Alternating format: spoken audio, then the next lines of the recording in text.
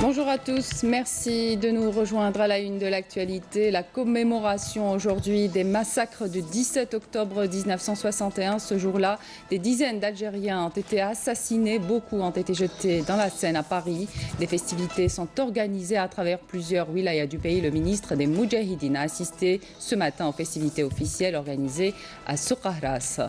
Un plan de développement a été créé dans la wilaya de Tlemcen, objectif impliquer toutes les régions frontalières pour le développement de leur économie. On ira à Béchar à la fin de l'édition pour vous faire découvrir les nombreux ressorts édifiés dans la région. Bienvenue à tous. L'Algérie s'apprête aujourd'hui à commémorer le 56e anniversaire des massacres du 17 octobre perpétrés contre les Algériens descendus dans les rues parisiennes pour protester contre le couvre-feu étant imposé. Cette nuit-là, la police française avait ouvert le feu, tuant des manifestants dont des dizaines ont été jetés dans la Seine. À cette occasion, des festivités de commémoration sont organisées à travers plusieurs wilayas du pays. La ville de Soukahras accueille aujourd'hui les festivités officielles en présence du ministre des Moudjahidines, Taïb Zitouni. Plusieurs inaugurations ont eu lieu à cette occasion.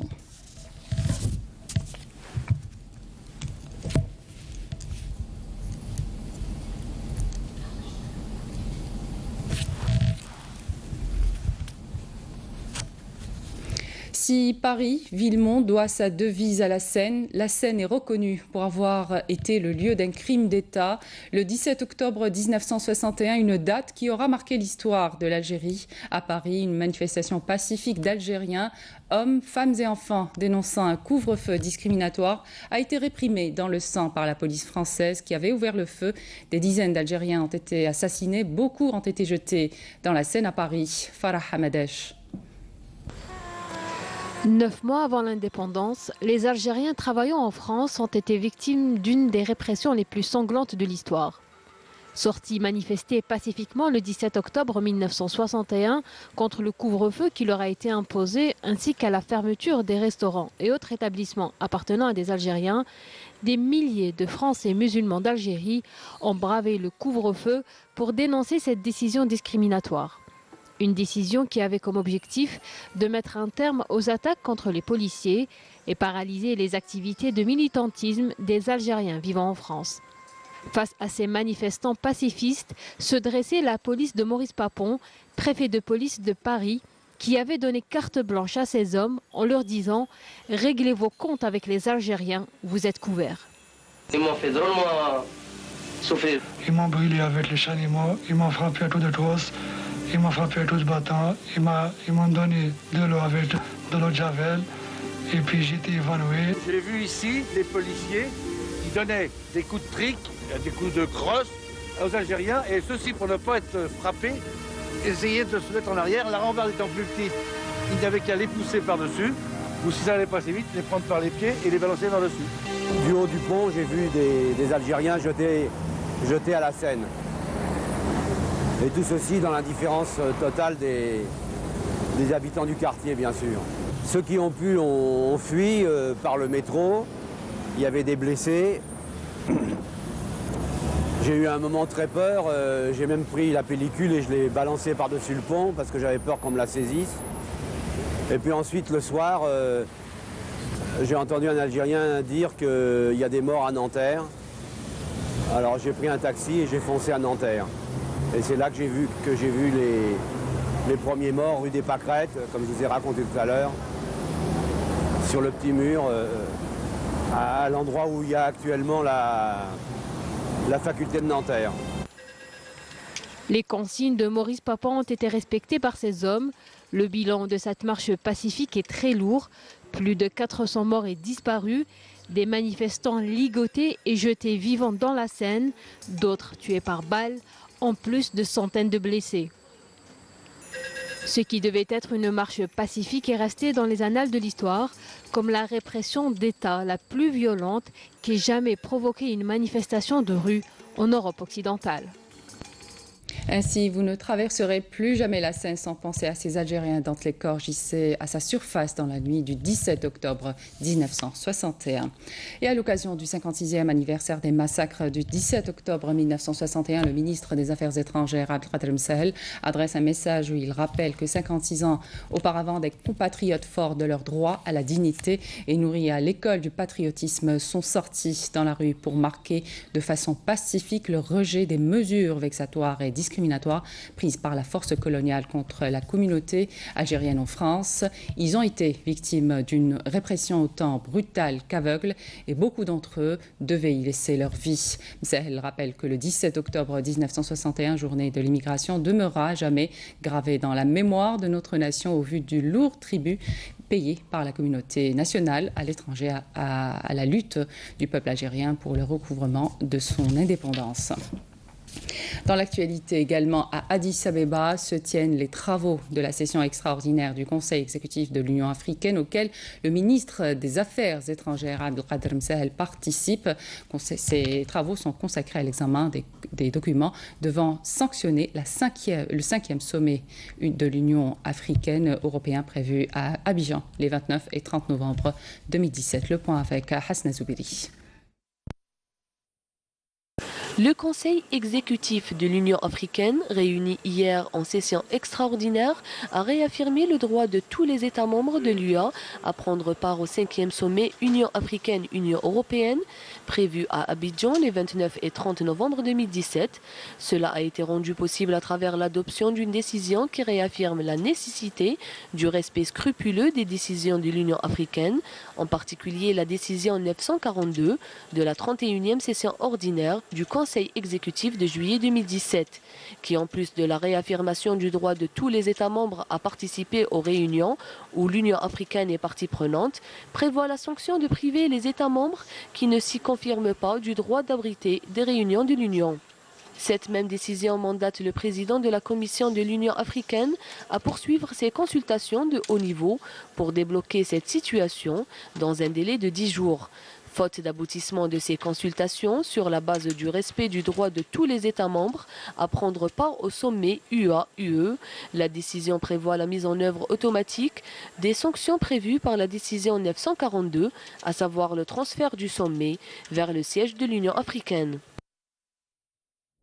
En prévision des élections locales du 23 novembre prochain, la commune de l'Ahmar, située à une trentaine de kilomètres du chef-lieu de la wilaya de Béchar, continue d'accueillir les habitants en vue de les inscrire ou de les radier des listes électorales. Connues pour ses caractéristiques agro-pastorales, les habitants de l'Ahmar aspirent à ce que les projets de développement local soient menés à terme. Sohila Djbara. Une des Qsour du nord de la wilaya de Béchar, la commune de l'Ahmar est située à une trentaine de kilomètres du chef-lieu de la wilaya. Cette commune qui compte 2700 habitants se prépare à accueillir les prochaines élections locales. Les services qui s'occupent du traitement des listes électorales continuent à réceptionner les citoyens désireux de s'inscrire. On vient d'achever la révision exceptionnelle des listes électorales. Et là, on démarre la révision ordinaire. Toutes les conditions sont réunies pour pouvoir accueillir les citoyens et les aider dans leur démarche. On nous a accordé toutes les facilitations possibles. Ça nous évite d'ailleurs des déplacements inutiles. À vocation agro-pastorale, ces dernières années, la commune de l'Ahmar a connu une évolution considérable dans ses projets de développement. Cependant, ses habitants aspirent à une meilleure qualité de vie. Dieu merci, la plupart d'entre nous ont des logements, mais il nous manque le gaz de ville. Il est vrai qu'il y a eu du changement dans notre commune. Des infrastructures ont été réalisées, mais il y a encore beaucoup de lacunes comme l'assainissement en eau potable pour tous les habitants à travers notamment le barrage de Ouad Labiat. On espère que le nouveau président de la commune se penche beaucoup plus sur les projets de développement agricole qui peuvent nous offrir du travail. En attendant l'accomplissement de ces projets en vue de promouvoir la région, les habitants de l'Ahmar devront faire leur choix en donnant leur voix le 23 novembre prochain. La wilaya de Tlemcen tente de mettre sur pied une économie régionale forte. Pour cela, un plan de développement a été créé afin d'impliquer toutes les régions frontalières. Naïma Haouch. Après avoir sécurisé le long de ses frontières, Tlemcen aspire à réaliser un plan de développement à travers toutes les communes et daïras se trouvant sur la bande frontalière.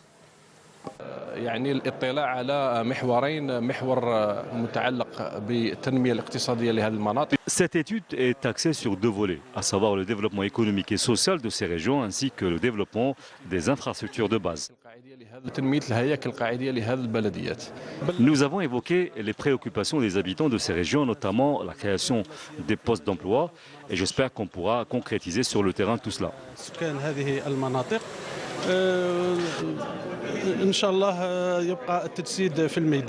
Des propositions ont été faites par les autorités locales au cours de cette rencontre afin d'impulser une nouvelle dynamique économique dans les régions frontalières. Il faut prendre en charge l'économie dans la région en créant des richesses et des postes d'emploi, et ce en encourageant l'investissement au niveau touristique, agricole ou encore l'industriel. Et ceci pour stabiliser la population, pour minimiser ou freiner un peu le commerce qui est informel et surtout pour aménager ces communes pour qu'elles soient attractives et compétitives. Rendre ces communes attractives et compétitives est le challenge que s'est lancé les pouvoirs publics afin de créer une économie régionale en bonne santé. À Msila, les services agricoles s'emploient à généraliser le système du goutte-à-goutte, utilisé actuellement sur une superficie de 2000 hectares, représentant 20% des surfaces irriguées de la wilaya. Objectif, économiser l'eau d'irrigation qui provient à plus de 90% des nappes souterraines qui ont enregistré un rabattement considérable. Naïm Al-Walish. Certains investisseurs qui ont fait de la zone stépique de Msila une véritable oasis butent en chemin en manque cruel d'eau dans cette région où la pluie se fait très rare. Des maraîchers, des dizaines d'hectares de jardins potagers risqueraient ainsi de se faner si les autorités, et dans le cadre d'une aide pour l'agriculture, n'ouvrent pas les robinets pour davantage de forage et d'énergie. Le premier problème qu'on rencontre, c'est l'énergie. Les 75 hectares que vous voyez ici sont irrigués grâce au carburant. J'ose espérer une aide de l'État pour les forages et l'énergie. Le problème central que nous rencontrons, c'est l'eau qui a diminué de 50%. À cela s'ajoute le problème d'accordement énergétique, la main-d'œuvre, la stabilité des prix. Puisque les nappes phréatiques de la région de Msila diminuent sensiblement, les agriculteurs se tournent graduellement vers les cultures des légumineuses et autres grains, très peu demandeurs en ressources hydriques. Outre cette conversion agricole qui prend petit à petit dans les zones semi-arides, les agriculteurs ont d'ores et déjà opté pour le goutte-à-goutte, un arrosage peu gourmand en eau. Toutefois, ils espèrent grandement les facilités de l'État pour davantage de forage et de raccordement énergétique. Les investisseurs qui demandent de l'eau introduisent leur demande avec l'acte délivré par les domaines. Son dossier est examiné par une commission et il y a une sortie sur le terrain. On lui donne le forage. Sinon, il ramène par citerne. Le raccordement en énergie électrique des agriculteurs, c'est pris en charge directement par la Sonalgaz. Une fois les paiements sont effectués. Zone stépique par excellence, Msila va-t-elle continuer à encourager l'agriculture aux dépens d'une source hydrique menacée? Notre direction va continuer à accompagner les agriculteurs que s'il y a des forages de substitution. Avec des ressources hydriques limitées, tout porte à croire que l'écosystème de Msila imposera tôt ou tard le retour au traditionnel pastoral. La ville de Mostaganem a abrité hier la journée mondiale de l'alimentation. La ministre de l'Environnement a participé aux festivités officielles. Zarouati a fait savoir que la préservation de la biodiversité garantit la sécurité alimentaire. Karim Haïfa. L'Algérie est sur le point d'atteindre l'autosuffisance en produits agricoles et tous les moyens et les conditions sont favorables pour atteindre cet objectif. C'est ce qu'a déclaré le ministre de l'Agriculture à Mostaganem où il donnait le coup d'envoi des festivités officielles célébrant la journée mondiale de l'alimentation et la journée nationale de vulgarisation agricole. Il faut dire que la valeur de la production agricole en Algérie est passée de 500 milliards de dinars en 2000 à 3000 milliards actuellement, une preuve de l'existence d'une réelle richesse permettant de réduire la facture d'importation des produits agricoles.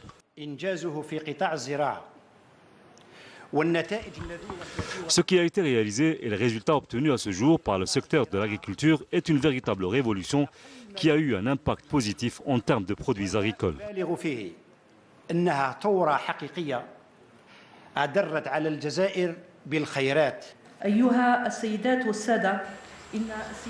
Le gouvernement œuvre à la consécration de la justice sociale et du développement humain à travers la prise en charge optimale des couches défavorisées, surtout dans les zones éloignées et déshéritées. La préservation et l'utilisation durable de la biodiversité fait partie du plan d'action du gouvernement visant à l'intégrer dans différents secteurs, dont ceux de l'agriculture et de l'industrie qui utilisent le patrimoine naturel et contribuent à un taux de 20 à 30% du produit national brut en investissant dans les écosystèmes à haut rendement pour améliorer les conditions de vie de la population et créer des emplois permanents. Par ailleurs, l'Organisation mondiale de l'agriculture et de l'alimentation a tenu à féliciter de jeunes agriculteurs de la région en leur remettant des diplômes honorifiques, et ce pour leur contribution avérée en faveur de la sécurité alimentaire. L'Algérie reste fidèle à ses convictions et la coopération avec la FAO traduit clairement cette volonté de se tenir aux côtés de l'Afrique et de relever de nombreux défis, celui de la lutte contre la faim, certes, mais également le défi de l'introduction de nouvelles technologies dans la gestion et la promotion de l'agriculture. Pour l'occasion, le pôle universitaire de la ville a abrité une exposition dédiée aux produits et au machinisme agricole, lieu propice pour la signature d'un accord entre le secteur de la pêche et de la direction de l'action sociale de la wilaya de Mostaganem, qui prévoit des sessions de formation en direction des personnes aux besoins spécifiques dans l'entretien des filets de pêche. En outre, la délégation interministérielle a visité une entreprise privée spécialisée dans la production de pommes de terre et de semences qui s'est lancée dans une nouvelle aventure, l'exportation de sa production avec 500 tonnes de pommes de terre locales exportées vers le marché européen l'an dernier. À Soukharas, les infrastructures de santé sont renforcées pour une meilleure prise en charge des malades qui ne sont plus obligés de se déplacer dans d'autres wilayas pour se soigner, notamment en oncologie. Bouchra Bali. Améliorer l'encadrement du personnel de la santé pour une meilleure prise en charge du malade, c'est ce à quoi s'attellent les responsables du secteur dans la wilaya de Soukharas. On peut dire que la qualité de nos services est à la hauteur en comparaison avec d'autres hôpitaux. On assure une prise en charge des maladies cardiaques, des maladies infectieuses, des maladies gastro-entérologiques. On fait notre possible. Notamment en matière d'oncologie, puisque le nombre de cancéreux a malheureusement augmenté à Soukharas. Actuellement, on dénombre 1300 personnes atteintes de cancer. La plupart se soignaient à Constantine, Annaba, Alger, Oran, Ouargla, Blida et Batna.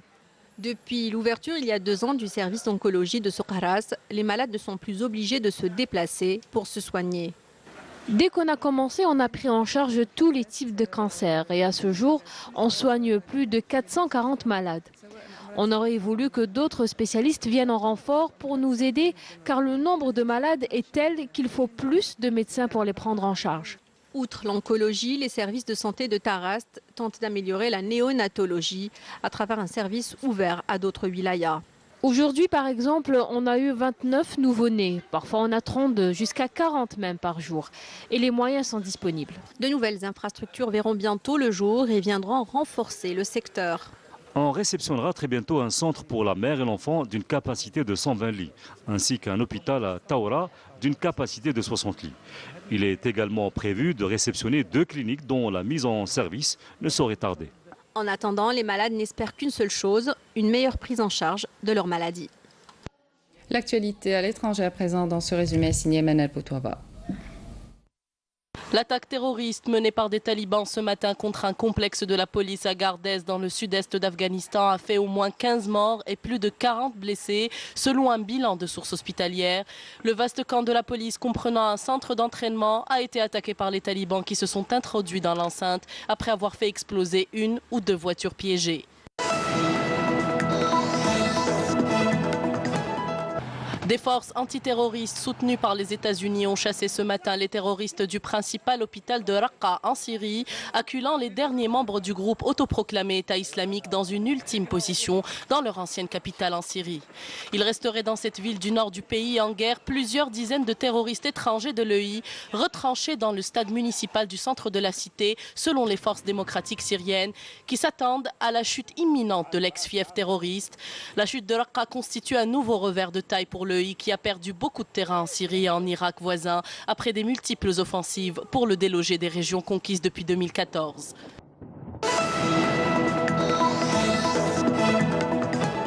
Les troupes irakiennes ont repris ce matin les deux principaux champs pétroliers de la ville de Kirkouk après le retrait des forces kurdes, détruisant les espoirs d'indépendance de la région autonome en plein marasme économique. Depuis le début de l'opération, il y a 2 jours, les convois de blindés avancent pour réimposer l'autorité du pouvoir central dans la province disputée de Kirkouk où les combattants kurdes s'étaient installés en 2014 dans la foulée de la percée fulgurante des terroristes face à des forces irakiennes en pleine débandade. Les 2 champs, où le pompage est à l'arrêt depuis lundi, produisaient environ 250 000 barils par jour, tous exportés par la région autonome du Kurdistan contre l'avis du pouvoir central à Bagdad.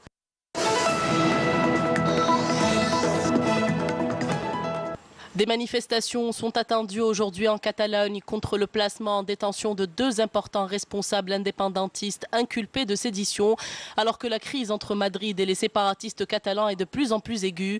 Une détention qui intervient après l'ultime délai accordé par Madrid au président séparatiste Carles Puigdemont d'ici jeudi matin pour qu'il renonce à déclarer l'indépendance de la région.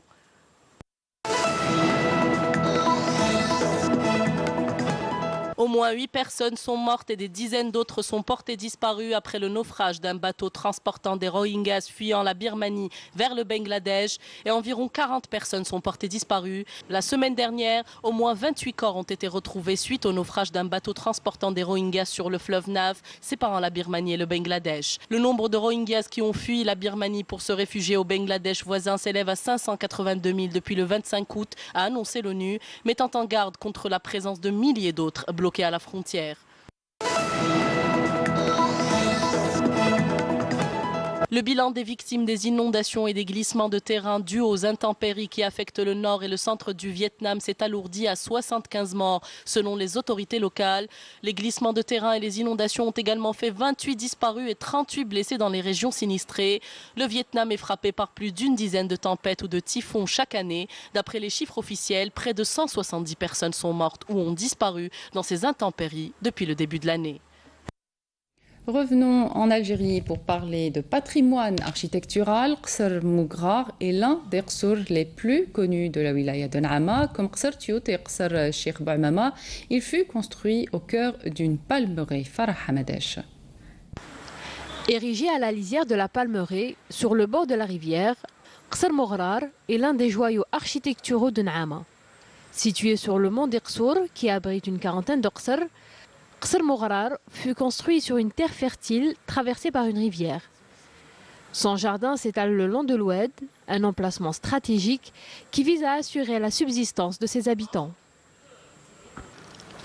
Qsr Moughrar a été construit sous le même modèle que les autres qsors de la région. Il est comme une forteresse composée de 4 façades avec une entrée principale. Ces ruelles sont étroites et nous retrouverons des couloirs dans le qsar qui permettent de se déplacer à travers des endroits ombragés en été. Riche de ses quarantaines de qsors, de sa station rupestre qui abrite des gravures qui datent du Paléolithique et de l'oasis de Moughrar classée zone humide par la Convention de Ramsar, la région de Moughrar mérite d'être mise en avant et promue comme région touristique à part entière.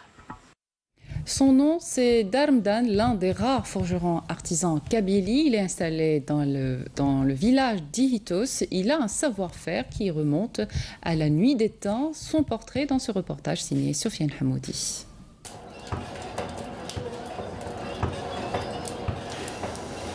Écoutez le feu pour affiner l'acier selon des procédés millénaires. Travailler comme le faisaient les anciens artisans il y a plusieurs siècles. Darmdan est l'un des rares forgerons du village à pratiquer son art dans des conditions extrêmes, sans électricité, ni aucun outillage moderne, avec seulement de la sueur et beaucoup beaucoup de volonté. Ouais, c'est un métier que j'aime. S'il y a du charbon, je travaille jusqu'à ma mort, jusqu'à ma dernière vie. Mais c'est dommage, il n'y a pas de charbon. Quand le forgeron, il travaille avec le fellah. Le fellah, il travaille avec le forgeron. Très bien. Mais pas de charbon, vous voyez, vous marchez avec du bois. Dans cet atelier, les forgerons utilisent aussi des techniques modernes pour fabriquer les aciers les plus exigeants. Chaque technique est une œuvre d'art. Nous assistons à une démonstration d'un savoir-faire qui remonte à la nuit des temps.